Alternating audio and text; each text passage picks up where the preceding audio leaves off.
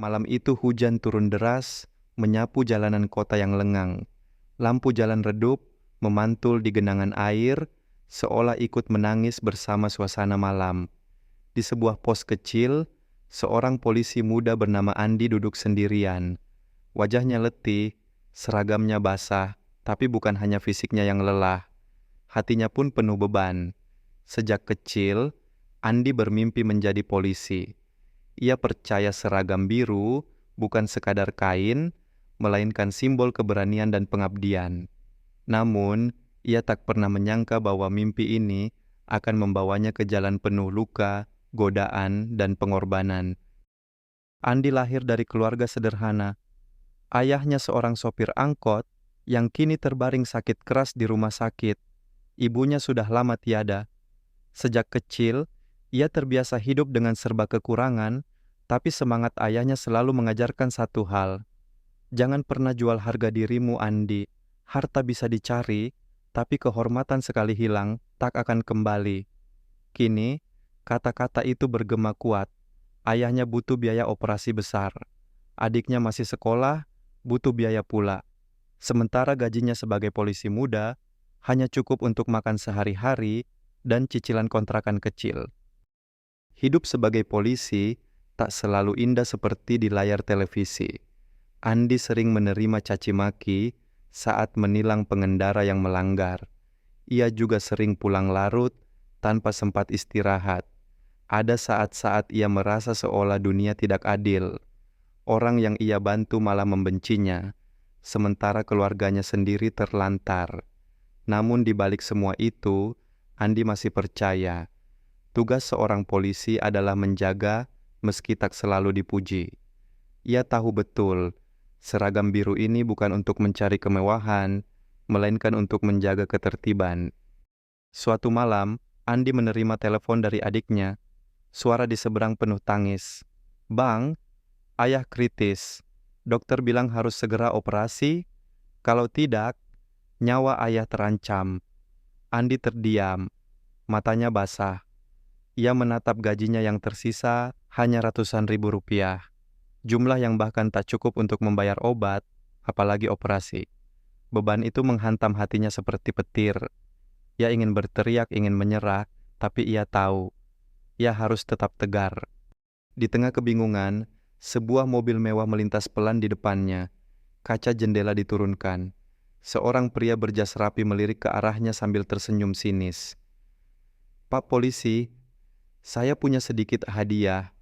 Anggap saja uang lelah. Asal malam ini, kalau ada truk besar lewat, Bapak tutup mata saja." Pria itu mengeluarkan uang tebal. Jumlahnya jauh lebih besar daripada gaji Andi selama setahun. Andi terdiam. Bayangan wajah ayahnya di rumah sakit seolah memanggil. Tangannya hampir terulur, hampir menyentuh uang itu.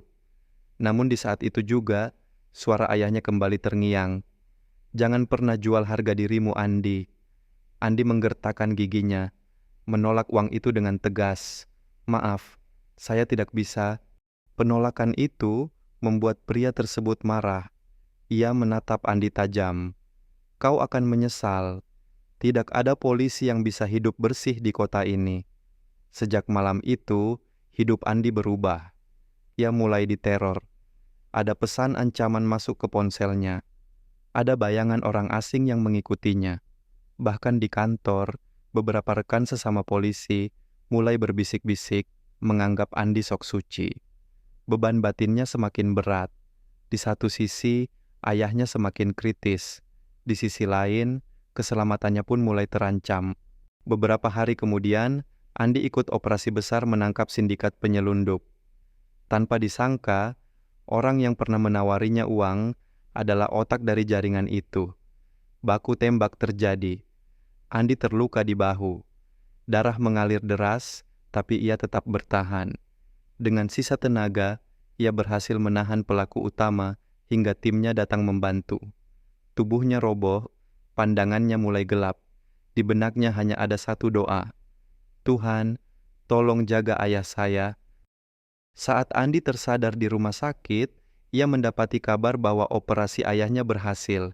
Ternyata, Biaya ditanggung dari bantuan institusi kepolisian dan sumbangan para rekan yang diam-diam masih peduli padanya.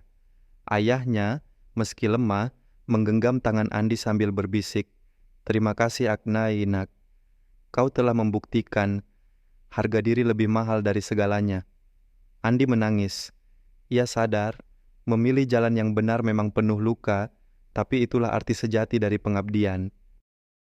Menjadi polisi bukan sekadar berani menghadapi peluru, tapi juga berani menolak godaan, menolak uang haram, dan tetap berdiri tegak meski dunia seakan melawan.